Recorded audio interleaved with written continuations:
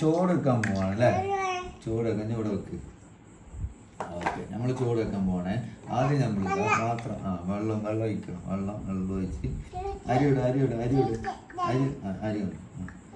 ഇതിലിട്ട് ഇങ്ങനെ ഇട്ട് ഇളക്കി കൊടുക്കും.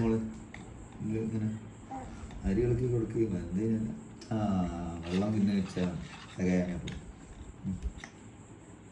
നമുക്ക് വെന്തോ വാടച്ചാന മകലും പുള്ളി പോലെ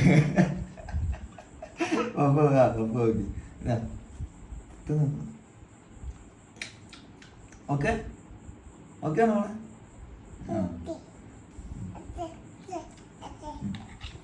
ഇതിൽ പ്ലേറ്റ് നമ്മൾ തിന്നു പപ്പ പപ്പ